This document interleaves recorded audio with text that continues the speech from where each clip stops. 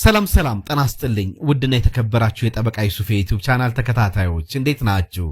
እንደተለመደ ሁሉ ጠቃሚ ሆነ የህግ ምክር ይዤላችሁ መጥቻለሁ። የዛሬው የህግ ምክሬ ከካርታ ማምከን ጋር በተያያዘ የሚነሱ የህግ ጉዳዮችን የሚዳስስ ነው የሚሆነው።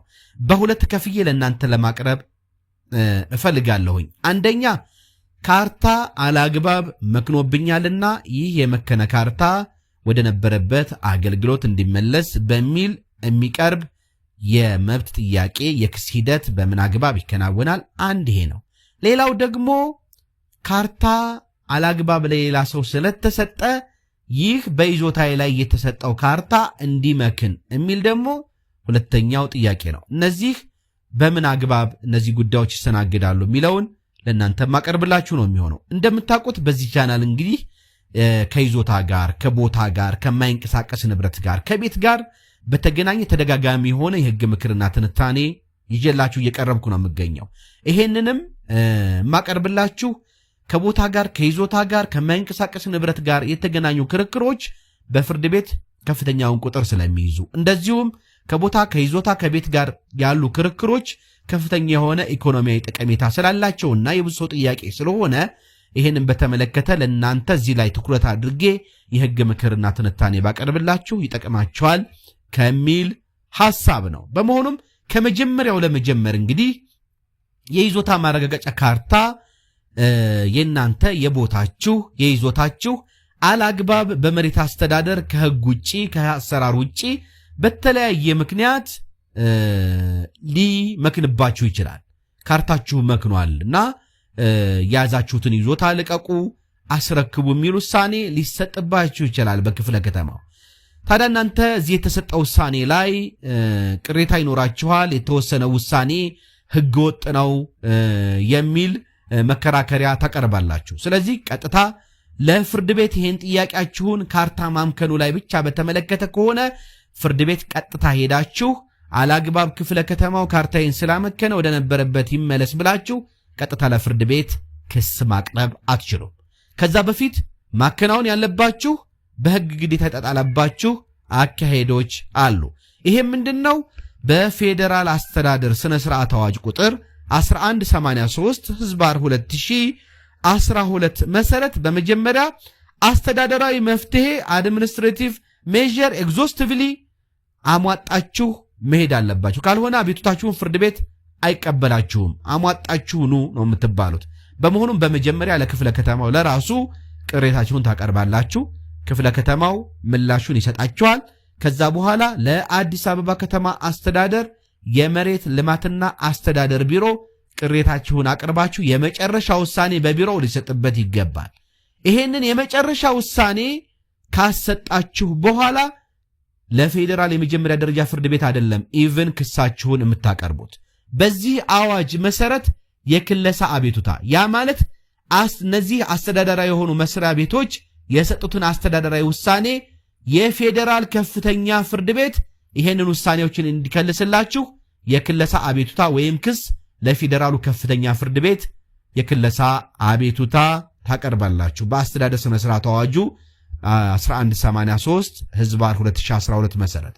ስለዚህ የፌዴራሉ ከፍተኛ ፍርድ ቤት ግራቀኛችሁን ያከራክርና ካርታው መምከኑ በአግባቡ ነው ይችላል ወይም ደግሞ ካርታው የመከነበት አግባብ ህግን የተከተለ ስላልሆነ ወደ ነበረበት አገልግሎት ይመለስ ብሎ ውሳኔ ሊሰጥላችሁ ይችላል። በመሆኑም ካርታ ሲመክንባችሁ ቀጥታ የምታደርጉት አስተዳደራዊ መፍትሄን አሟጣችሁ መጠቀም አለባችሁ እስከ መጨረሻው ድረስ። የመጨረሻው ውሳኔ ከተሰጠ ቀጥታ ወደ ፍርድ ቤት ነው የምትሄዱት ወደ ከፍተኛ ፍርድ ቤት እንጂ ካርታ አላግባብ ስለመከነብኝ ብላችሁ ክፍለ ከተማውን ከሳችሁ እንደማንኛውም ክስ በፌዴራል የመጀመሪያ ደረጃ ፍርድ ቤት አይደለም ክሳችሁን የምትጀምሩት። ይሄ ካርታ ሲመክንባችሁ ነው። ሌላው የናንተ ይዞታ ላይ በከፊልም ይሁን ሙሉ ለሙሉ ለሌላ ሰው ካርታ ሊሰራበት ይችላል በእናንተ ይዞታ ላይ።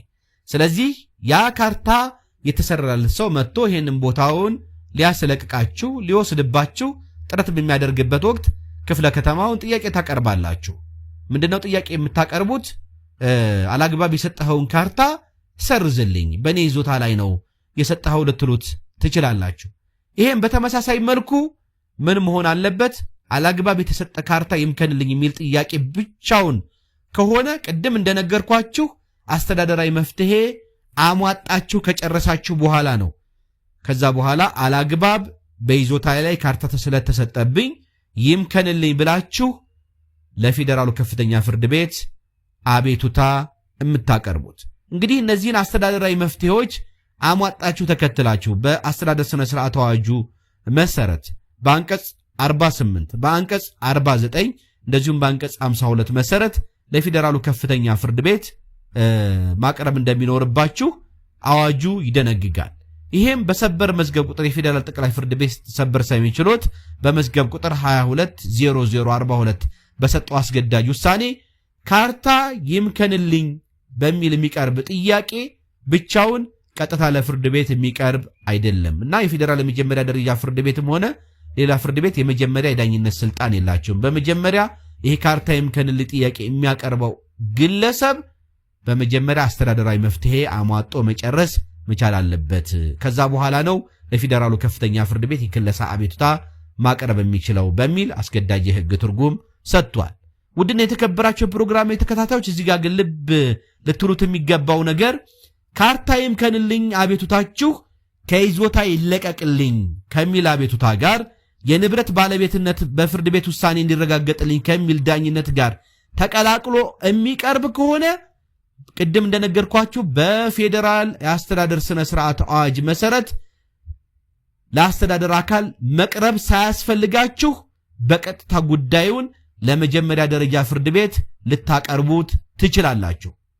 የሰበር መዝገብ ቁጥር 235053 መጋቢት 29 ቀን በዚሁ ዓመት 2015 በሰጠው ውሳኔ የካርታ ይምከንልኝ አቤቱታ ከይዞታ ይለቀቅልኝ ከሚል አቤቱታ ጋር ተቀላቅሎ ከቀረበ በአስተዳደር ስነ ስርዓት አዋጁ መሰረት ለምን የግዴታ ለአስተዳደራዊ መፍትሄ አሟጣህ ነው መምጣት ያለብህ ሊባል አይገባም።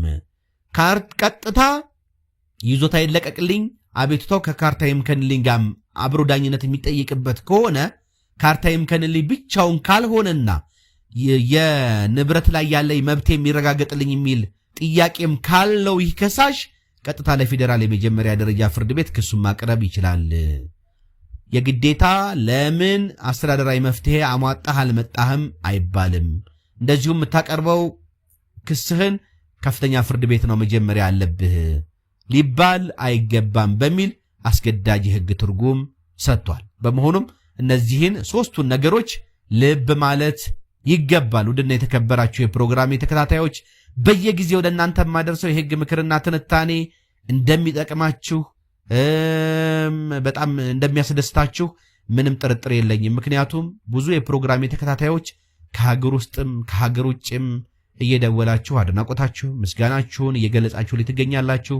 እኔም በጣም ስለምትከታተሉኝ እናንተ ደስ ስላላችሁ የሆነ ነገር ለእናንተ በማበርከቴ እናንተ ስለተጠቀማችሁ በጣም እጅግ አድርጌ ነው በጣም በጣም በጣም ደስ የሚለኝ። እንደተለመደ ሁሉ እንግዲህ ሌላም ደግሞ ርዕሶችን እየመረጥኩ በተለይ በተግባር የሚያጋጥሟችሁን ችግሮች የሚዳስሱ ለእናንተ የሚጠቅሟችሁን ነገሮች ለእናንተ ማበርከቴን እንደዚሁ እቀጥላለሁ። አብራችሁ ስለነበራችሁና ይህን ፕሮግራም ስለተካፈላችሁ እጅግ አድርጌ አመሰግናለሁ። አብሬያችሁ የነበርኩት የእናንተው ጠበቃ ዩሱፍ ከበረ የነበርኩኝ። ባባይ